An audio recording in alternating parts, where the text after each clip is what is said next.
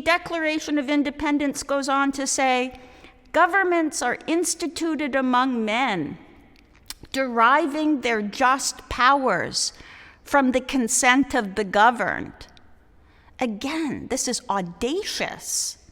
It is audacious insofar as governments to this point had been the result, as Alexander Hamilton had said, of accident and force. And here we are saying, no, we're going to think about it and we're going to found government. And they continue, it is the right of the people to alter or abolish it and institute new government. People have a right to abolish government? That is something which has the potential to unravel all social order.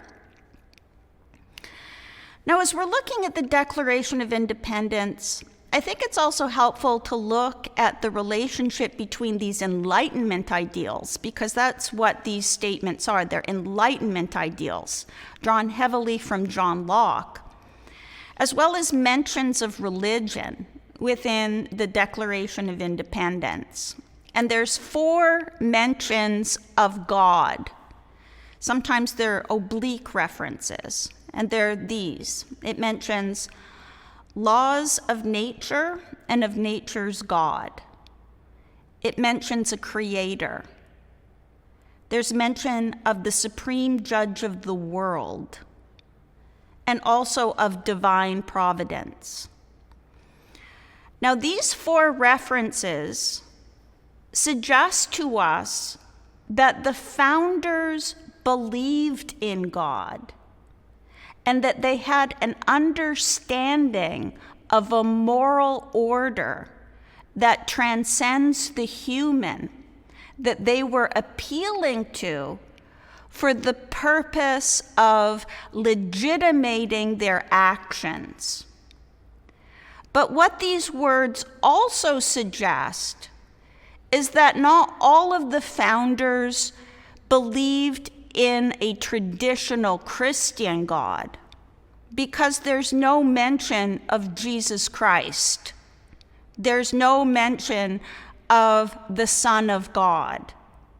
And certainly that is true of Thomas Jefferson, who is widely viewed to be the author of the Declaration of Independence, is that he had what Washington would call peculiar views when it comes to questions of religion.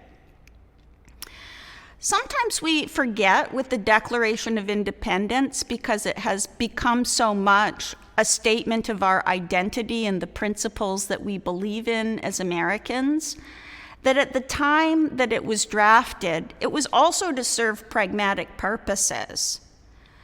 The Declaration of Independence is primarily a foreign policy document.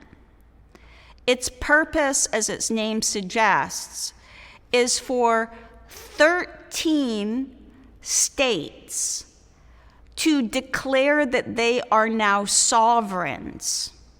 So the Declaration of Independence did not create one singular United States of America.